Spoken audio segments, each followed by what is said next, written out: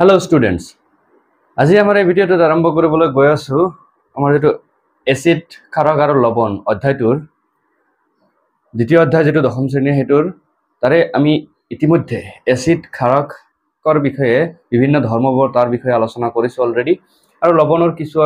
আভাসটো ইয়াৰ আগৰ ভিডিঅটোত আলোচনা কৰা হৈছে আজিৰ ভিডিঅটোত আমি আলোচনা কৰিম এই আমি যেটো খোৱা লৱণ খাও আমাৰ খোৱা লৱণটো কি হৈছে সোডিয়াম ক্লোৰাইড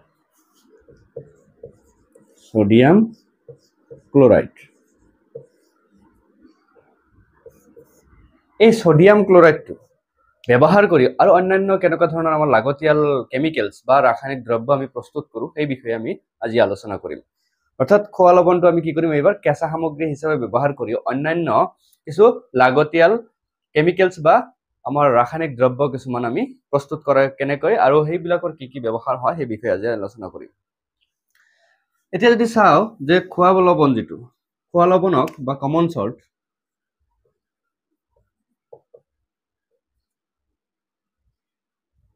খোৱা লৱণ কেঁচা সামগ্ৰী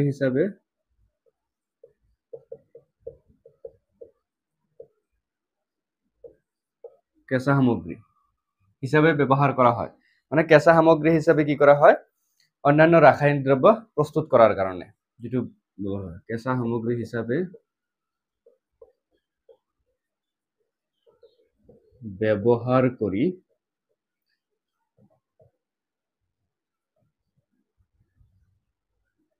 ৰাসায়নিক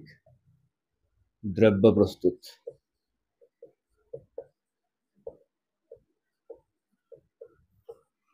এই সম্বন্ধে যদি আলোচনা কৰো তেতিয়া হলে আমি দেখা পাও যে কি হয় আমাৰ এই খোৱা লৱণ বা কমন সল্ট যেটো সোডিয়াম ক্লোৰাইড এটো ব্যৱহাৰ কৰি আমি সোডিয়াম হাইড্ৰক্সাইড বনাব পাৰো ইয়াৰ উপৰি ব্লিচিং পাউডাৰ বনোৱা হয় বেকিং সোডা ও বেকিং পাউডাৰ ইয়াৰ লগতে কাপড় ধোৱা সোডা ওয়াশিং সোডা ইত্যাদি কি কৰা হয় ব্যৱহাৰ বনোৱা হয় আৰু এইবোৰ বিভিন্ন কামত আমাৰ দৈনন্দিন জীৱনত কি কৰা হয় ব্যৱহাৰ কৰি থকা হয় এতিয়া প্ৰথমটো হৈছে কি সোডিয়াম হাইড্ৰক্সাইডৰ উৎপাদন যে সোডিয়াম হাইড্ৰক্সাইড অৰ্থাৎ সোডিয়াম হাইড্ৰক্সাইডৰ উৎপাদন এইটো বনাওতে সোডিয়াম হাইড্ৰক্সাইড বনাওতে প্ৰস্তুত কৰোতে কি কৰা হয় আমাৰ সোডিয়াম ক্লোৰাইডৰ এটা দ্ৰৱ লোৱা হয় সোডিয়াম ক্লোৰাইডৰ দ্ৰৱ লোৱা হয় দ্ৰৱটো কিহত হ'ব আমি যেহেতু সোডিয়াম ক্লোৰাইডৰ দ্ৰৱটো ক'ত হ'ব পানীত গতিকে সোডিয়াম ক্লোৰাইডৰ দ্ৰৱটো লৈ বা সোডিয়াম ক্লোৰাইডৰ দ্ৰৱটো কি বুলি কোৱা হয় ব্ৰাইন বুলি কোৱা হয় গতিকে এই ব্ৰাইনৰ মাজেৰে যেতিয়া কি কৰা হয় বিদ্যুৎ চালিত কৰা হয় বা বিদ্যুৎ বিশ্লেষণ কৰা হয় সোডিয়াম ক্লোৰাইডৰ দ্ৰৱক কি কৰা হয় যদি বিদ্যুৎ বিশ্লেষণ কৰো বিদ্যুৎ বিশ্লেষণ কৰিলে ইয়াৰ পৰা কি উৎপন্ন হ'ব সোডিয়াম হাইড্ৰক্সাইড উৎপন্ন হয় সোডিয়াম হাইড্ৰক্সাইড উৎপন্ন হ'ব আৰু বিদ্যুৎ যি দুটা ইলেক্ট্ৰড থাকিব এনড আৰু কেথড এনডত কি হ'ব ক্লোৰিন গেছ মুক্ত হ'ব আৰু কেথডত হাইড্ৰোজেন গেছ মুক্ত হ'ব এনডত ক্লোৰিন গেছ আৰু কেথডত হাইড্ৰোজেন গেছ মুক্ত হ'ব গতিকে এনেকুৱা হিচাপত কি হয় সোডিয়াম হাইড্ৰক্সাইড প্ৰস্তুত হয় লগতে ক্লোৰিন গেছ আৰু হাইড্ৰোজেন গেছ উৎপন্ন হয় অৰ্থাৎ সোডিয়াম ক্লোৰাইডৰ দ্ৰৱক যদি কি কৰা হয় আমি বিদ্যুৎ বিশ্লেষণ কৰো তেতিয়া হলে সোডিয়াম হাইড্ৰক্সাইড ক্লোৰিন আৰু হাইড্ৰোজেন গেছ উৎপন্ন হয় এই উৎপন্ন হোৱা গোটেই কেটা দ্ৰব্য কি কৰা হয় আমি সংৰক্ষণ কৰি এইবোৰক অন্যান্য আৰু বেলেগ কামত কি কৰা হয় ঔদ্যোগিক কামত কি কৰা হয় ব্যৱহাৰ কৰা হয় যে বিক্ৰিয়াটো যদি সন্তুলিত কৰা হয় ক্লোৰিন দুটা আছে ক্লোৰিন দুটা বনালো ক্লোৰিন দুটা হোৱাৰ লগে লগে সোডিয়াম এটা হৈ গল হাইড্ৰোজেন চাৰিটা হৈ গল গতিকে বিক্ৰিয়াটো সন্তুলিত সমীকৰণটো হৈছে এইটো যে সোডিয়াম ক্লোৰাইডৰ দ্ৰৱক বিদ্যুৎ বিশ্লেষণ কৰিলে সোডিয়াম হাইড্ৰক্সাইড ক্লোৰিন আৰু হাইড্ৰোজেন গেছ কি হয় উৎপন্ন হয় এই বিক্ৰিয়াটোত পৰা উৎপন্ন হোৱা বিভিন্ন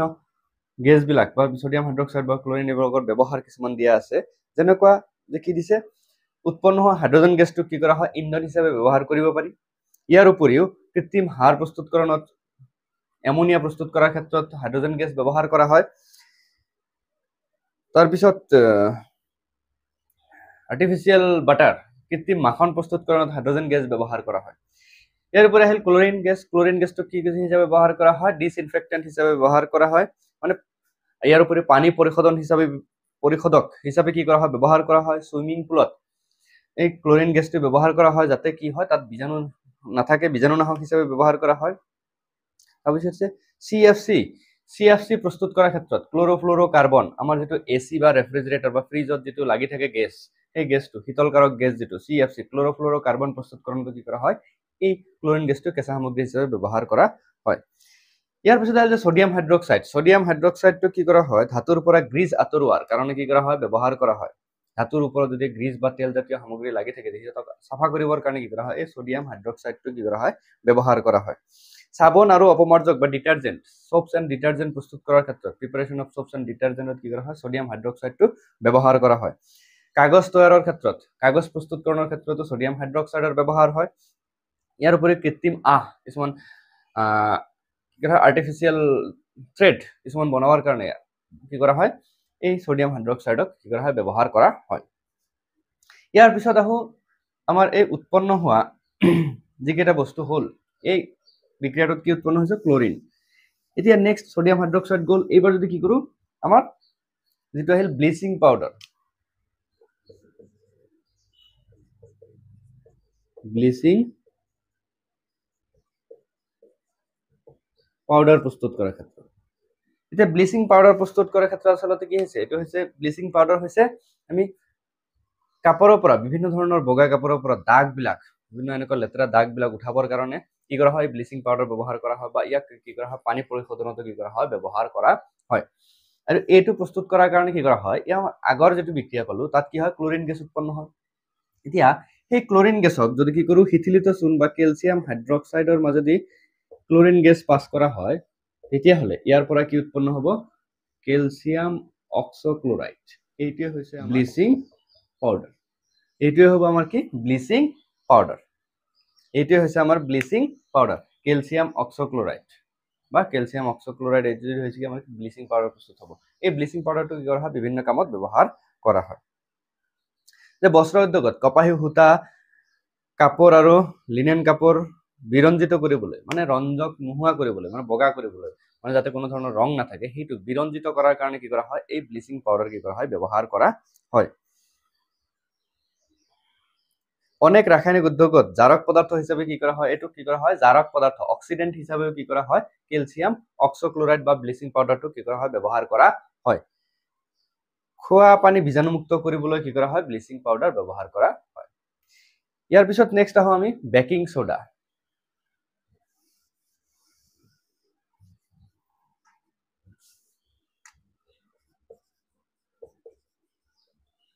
বেকিং সোডা,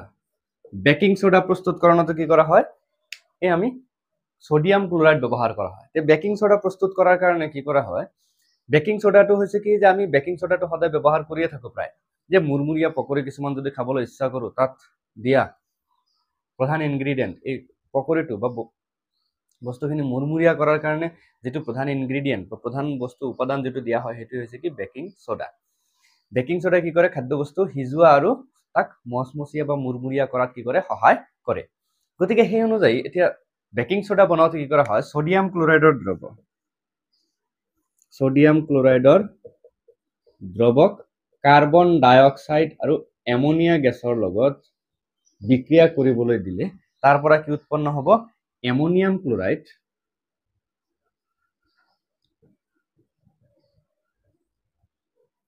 আৰু সোডিয়াম হাইড্ৰোজেন কাৰ্বনেট প্ৰস্তুত হয়। এইটি হৈছে বেকিং সোডা। বেকিং সোডাৰ ৰাসায়নিক সংকেত হৈছে সোডিয়াম হাইড্ৰোজেন কাৰ্বনেট বা সোডিয়াম বাইকাৰ্বনেট। গতিকে এই সোডিয়াম বাইকাৰ্বনেটটো প্ৰস্তুত হয় কেনেকে, যে সোডিয়াম ক্লোৰাইডৰ দ্ৰৱৰ লগত কাৰ্বন ডাই অক্সাইড আৰু এমোনিয়া গেছৰ মিশ্ৰণ বিক্ৰিয়া হ'বলৈ দিলে তাৰ পৰা এমোনিয়াম ক্লোৰাইড আৰু সোডিয়াম হাইড্ৰোজেন কাৰ্বনেট প্ৰস্তুত হয়। গতিকে এই সোডিয়াম হাইড্ৰোজেন কাৰ্বনেটটোৱে হৈছে কি, আমাৰ বেকিং সোডা। আৰু এই এমোনিয়াম উৎপন্ন হোৱা এমোনিয়াম ক্লোৰাইডটোক অন্যান্য বিভিন্ন ঔদ্যোগিক কামত কি কৰা হয়, এমোনিয়াম ক্লোৰাইডটো ব্যৱহাৰ কৰা হয়। আৰু এতিয়া বেকিং সোডাটো কি কৰা হয়, আমি দৈনন্দিন ঘৰুৱা ব্যৱহাৰত কি কৰা হয় বেকিং সোডা বহুতো ব্যৱহাৰ কৰা হয় বা আমি কি কৰোঁ যেতিয়াবা কি হয় অলপমান অজীৰ্ণতাত ভোগা হবে বা পেটত কি হয় গেছ অনুভৱ হৈ থাকে জলাপুৰা অনুভৱ হৈ থাকে তেতিয়া অলপ পৰিমাণে যদি কি হয় যে বেকিং সোডা খোৱাও যায় এইটো এটা এন্টাচিড হিচাপে ব্যৱহাৰ কৰিব পাৰি কাৰণ বেকিং সোডাটো কি হয় সাধাৰণতে ক্ষাৰকীয় গুণ সম্পন্ন সেইকাৰণে বেকিং সোডা কি কৰা হয় এন্টাচিড হিচাপেও কেতিয়াবা ব্যৱহাৰ কৰা হয় আৰু বিভিন্ন এন্টাচিড দ্ৰব্য বা ঔষধ প্ৰস্তুতকৰণত কি কৰা হয় বেকিং সোডাটো ব্যৱহাৰ হয় মূল উপাদানটো হৈছে কি বেকিং সোডা যে বেকিং সোডা ব্যৱহাৰ কৰি অন্যান্য কি কি কামত ব্যৱহাৰ কৰিব পাৰি যেনেকুৱা বেকিং সোডাটো কি কৰা হয় বেকিং পাউডাৰ প্ৰস্তুতকৰণত ব্যৱহাৰ কৰা হয় বেকিং পাউডাৰ যে বেকিং পাউডাৰটো হৈছে কি সোডিয়াম হাইড্ৰোজেন কাৰ্বনেট আৰু তাৰ লগত টাৰ্টাৰিক এচিড জাতীয় মৃদু অক্ষয়কাৰী মানে ক্ষয় নোহোৱা ধৰণৰ যেনেকুৱা এচিড বা আমি খাব পৰা ভক্ষণশীল যিবিলাক এচিড আছে সেইবিলাকৰ মিশ্ৰণটোৱে হৈছে কি বেকিং পাউডাৰ যে সোডিয়াম হাইড্ৰোজেন কাৰ্বনেট আৰু টাৰ্টাৰিক এচিডৰ মিশ্ৰণ মৃদু টাৰ্টাৰিক এচিডৰ মিশ্ৰণকে কি বুলি কোৱা হয় বেকিং পাউডাৰ বুলি কোৱা হয় এতিয়া যেতিয়া এই সোডিয়াম বাইকাৰ্বনেটক কি কৰা হয় হিট কৰা হয় ৰন্ধা বঢ়া কৰাৰ কাৰ্যত তেতিয়া ইয়াৰ পৰা কি উৎপন্ন হয় সোডিয়াম বাইকাৰ্বনেট ব্যৱহাৰ কৰিলে ইয়াৰ পৰা কি উৎপন্ন হ'ব সোডিয়াম কাৰ্বনেট কাৰ্বন ডাই অক্সাইড আৰু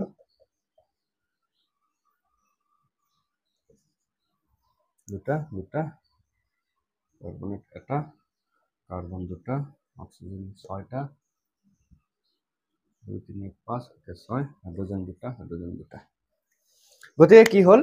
যে যেতিয়া কি কৰা হয় সোডিয়াম বাইকাৰ্বনেটক ৰন্ধন কাৰ্যত ব্যৱহাৰ কৰা হয় ইয়াক তাপ দিলে কি উৎপন্ন হয় ইয়াৰ পৰা সোডিয়াম কাৰ্বনেট প্ৰস্তুত হয় কাৰ্বন ডাই অক্সাইড প্ৰস্তুত হয় আৰু হাইড্ৰোজেন গেছ প্ৰস্তুত হয়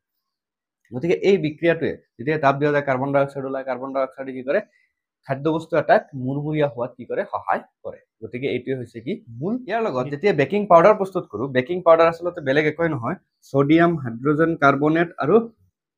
মৃদু টাৰ্টাৰিক এচিড আৰু কি হয় মিশ্ৰ এতিয়া এচিডৰ পৰা কি আহে আমাৰ H+ প্ৰটন এটা আহিব এইটোক যেতিয়া তাপ দিয়া যাব হিট কৰা যাব এইটোক তাৰ পৰা কি উৎপন্ন হয় মেইনলি কাৰ্বন ডাই অক্সাইড গেছ ওলাব লগত পানী উৎপন্ন হয় আৰু এই সোডিয়ামৰ কিছুমান লৱণ উৎপন্ন হয় সোডিয়াম লৱণ প্ৰস্তুত হ'ব কাৰণ যেহেতু টাৰ্টাৰিক এচিডত কি থাকে এটা এনায়ন থাকে সেই এনায়নটোৱে সোডিয়ামৰ লগত বিক্ৰিয়া কৰি সোডিয়াম লৱণ এটা প্ৰস্তুত কৰে গতিকে এইটোৱে হৈছে কি যেতিয়া বেকিং পাউডাৰক তাপ দিয়া যায় তাৰ পৰা উৎপন্ন হয় এইটো মানে বেকিং পাউডাৰ যেতিয়া কেক বনাওঁতে বা এনেকুৱা ধৰণৰ পাউৰুটি বনাওঁতে যেতিয়া বেকিং পাউডাৰ ব্যৱহাৰ কৰা হয়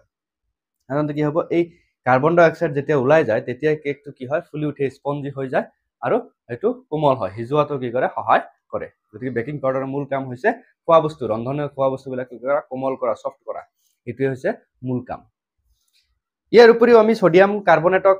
সোডিয়াম হাইড্ৰোজেন কাৰ্বনেট অৰ্থাৎ সোডিয়াম বাইকাৰ্বনেট বা বেকিং পাউডাৰ কি কৰোঁ অন্যান্য বিভিন্ন কামত ব্যৱহাৰ কৰা হয় এনেকুৱা এন্টাচিডৰ উপাদান হিচাপে কি কৰা হয় এইটোক ব্যৱহাৰ কৰা হয় ইয়াৰ উপৰি সোডা এচিড অগ্নি নিৰ্বাপক যন্ত্ৰটো কি কৰা হয় বেকিং সোডাৰ ব্যৱহাৰ কৰা হয় নেক্সট যদি আহো যে ওয়াশিং সোডা বা কাপড় ধোৱা সোডা কাপড় ধোৱা সোডা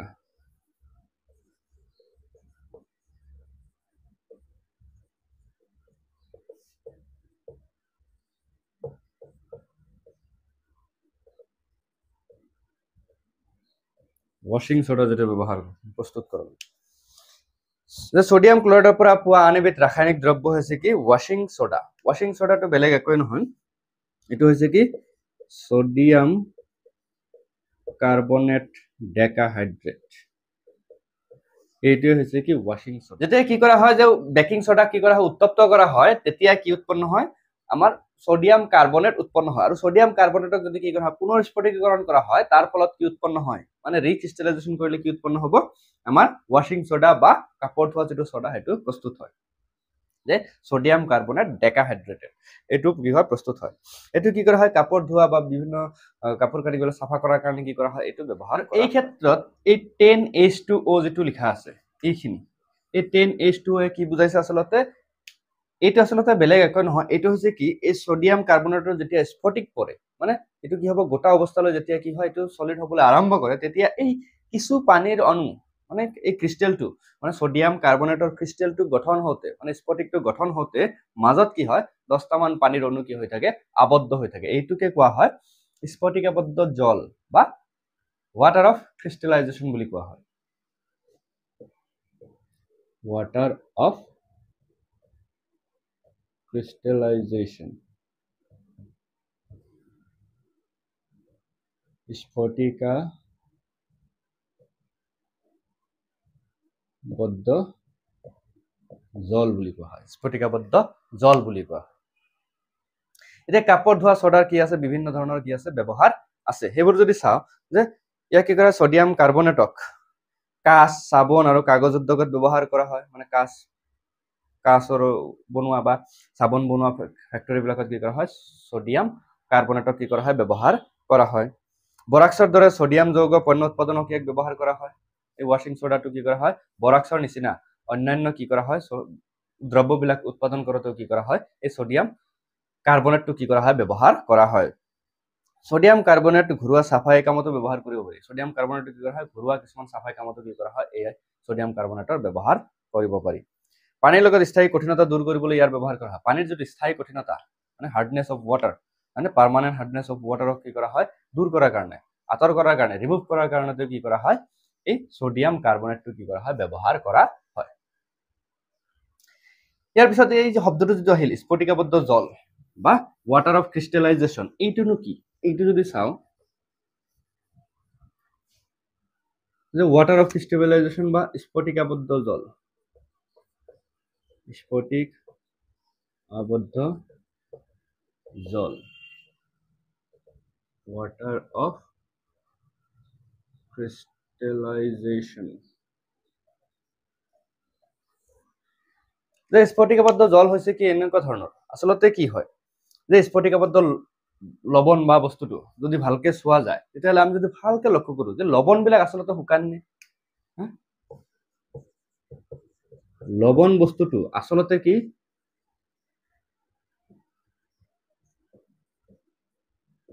শুকান হয় নে নহয়? এই বস্তুটো যদি ভালকে লক্ষ্য কৰো যে লৱণ আচলতে কি নহয়, শুকান নহয়। কাৰণ শুকান কি হ'ব, নহয়। কাৰণ কি থাকে, লৱণবিলাক যেতিয়াই গোট মাৰে, মানে ইয়াতে কি হয়, স্ফটিক গঠন কৰিবলৈ আৰম্ভ কৰে, তেতিয়া এই লৱণৰ স্ফটিকবোৰৰ ভিতৰত কিছুমান পানীৰ অণু কি হৈ থাকে, আবদ্ধ হৈ থাকে। আৰু সেইবোৰকে কোৱা হয় স্ফটিকাবদ্ধ জল বা ৱাটাৰ অফ ক্ৰিষ্টেলাইজেশ্যন বুলি কোৱা হয়। এতিয়া এক্সাম্পল হিচাপত যদি লোৱা যায়, এক্সাম্পল হিচাপত যদি আমি এটা পৰীক্ষা কৰো, অৰ্থাৎ যদি এক্সপেৰিমেণ্ট কৰা যায়, যদি আমি কি লওঁ যে কপাৰ ছালফেটৰ লৱণ এটা যদি লওঁ, এটা টেষ্ট টিউবত কি কৰিলো, কপাৰ ছালফেট, কপাৰ ছালফেটৰ কি ললো, লৱণ লৈছো। ইয়াৰ লৱণৰ বৰণটো কেনেকুৱা, নীলা। লৱণৰ বৰণটো কেনেকুৱা হৈ থাকে, নীলা। কিন্তু এই নীলা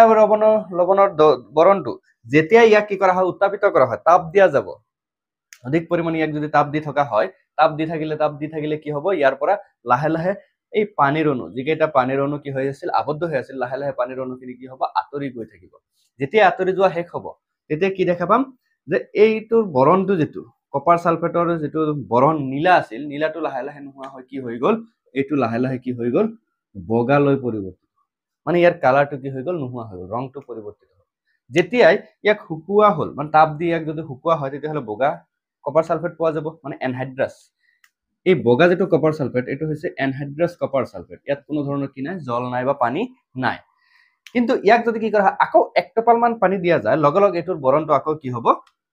যেতিয়াই পানী দিয়া যাব, পানী দিয়াৰ লগে লগে কি হ'ব, ইয়াৰ বৰণটো আকৌ বগাৰ পৰা কি হৈ যাব, নীলালৈ পৰিৱৰ্তিত হৈ যাব। গতিকে এইটোৰ দ্বাৰা বুজা যায় যে এই কপাৰ ছালফেটৰ যেতিয়া ক্ৰিষ্টেলটো গঠন কৰে, মানে স্ফটিকটো গঠন হয়, তেতিয়া পানীৰ অণু কি হৈ থাকে, তাত আবদ্ধ হৈ থাকে। আৰু এই 5টা পানীৰ অণু যি আবদ্ধ হৈ থাকে, এইটোকে কোৱা হয় ৱাটাৰ অফ ক্ৰিষ্টেলাইজেশ্যন। এতিয়া কপাৰ ছালফেটৰ কাৰণে 5টা, এতিয়া ছডিয়াম কাৰ্বনেটৰ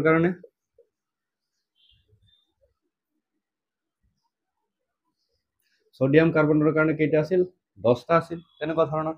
ইয়াৰ উপৰিও আৰু এটা যদি এক্সাম্পল লওঁ, যেনেকুৱা জিপছাম, জিপছামৰ যদি এক্সাম্পলটো লওঁ, জিপছাম কি হয়, কেলছিয়াম ছালফেট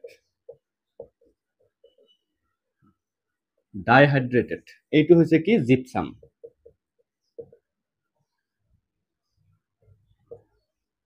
ইয়াক জিপছাম বুলি কোৱা হয়। জিপছাম এটা কি, আমাৰ যিটো চিমেণ্ট বনোৱাৰ মূল উপাদানটো হৈছে জিপছামটো কি হৈছে, কেলছিয়াম ছালফেট ডাইহাইড্ৰেটেড। এতিয়া যেতিয়া ডাইহাইড্ৰেটেড অৱস্থাত থাকে এইটো কি হয় জিপসাম ইয়াক পানীৰ লগত আৰু বিক্ৰিয়া কৰি লাহে লাহে থৈ দিলে কি হয় এইটো টান কঠিন পদাৰ্থলৈ লাহে লাহে ৰূপান্তৰিত হয় মানে এইটোৱে সেটিং কৰে ইটাবিলাকক একেলগে খামুচি মাৰি ধৰি ৰাখে যিয়ে নহওক এই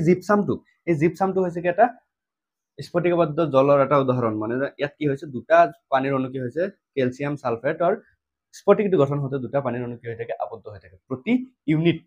মানে প্ৰতিটো একক কোষ যেটো উৎপন্ন হয় ইউনিট যেটো উৎপন্ন হয় একক কোষ যেটো উৎপন্ন হয় লেটিস সেল বুলি যেটো কোৱা হয় হয়নে এই লেটিস কোষ উৎপন্ন হতে কি হয় দুটাকে পানীৰ অণু কি হৈ থাকে আবদ্ধ হৈ থাকে আৰু হেতু হৈছে জিপসাম এতিয়া জিপসামক যেতিয়া কি কৰা হয় হিট কৰা হয় জিপসামক যদি কি কৰো প্লাষ্টাৰ অফ পেৰিছ বনাওতে জিপসামক এই কেলছিয়াম সালফেট ডাইহাইড্ৰেটক যেতিয়া কি কৰা হয় 373 কেলভিন উত্তাপিত কৰা হয় 373 কেলভিন অৰ্থাৎ 100 ডিগ্ৰী সেলসিয়াস 100 ডিগ্ৰী সেলসিয়াসত যেতিয়া উত্তাপিত কৰা হ'ব ইয়াৰ পৰা কি উৎপন্ন হয় সাধাৰণতে কেলছিয়াম সালফেট হেমিহাইড্ৰেট উৎপন্ন হ'ব আৰু কি হ'ব পানী গুচি যাব এই যেটো কেলছিয়াম হেমিহাইড্ৰেট উৎপন্ন হ'ল এইটোকে কোৱা হয় প্লাষ্টাৰ অফ পেৰিছ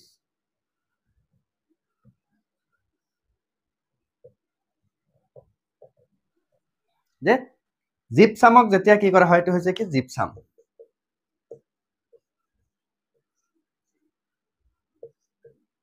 যে জিপসামক যেতিয়া কি কৰা হয় 373 কেলভিন উত্তাপিত কৰা হয় তেতিয়া ইয়াৰ পৰা কি উৎপন্ন হ'ব কেলছিয়াম সালফেট হেমিহাইড্ৰেট যেটো কি বুলি কোৱা হয় প্লাষ্টাৰ অফ পেৰিছ বুলি কোৱা হয় এই প্লাষ্টাৰ অফ পেৰিছটো কি হয় উৎপন্ন হয়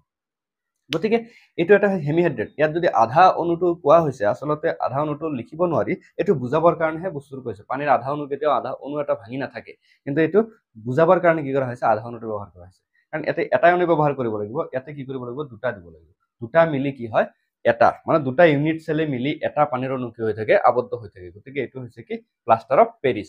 পেৰিছটো ক'ত ব্যৱহাৰ কৰে এই হাত ভৰি হাড়বিলাক ভাঙিলে ডাক্তৰে যে প্লাষ্টাৰ কৰি দিয়ে সেই প্লাষ্টাৰ কৰোতে এই প্লাষ্টাৰ অফ পেৰিছটো ব্যৱহাৰ কৰা হয় এটো হৈছে এটা বগা পাউডাৰ আৰু ইয়াৰ লগত কি কৰে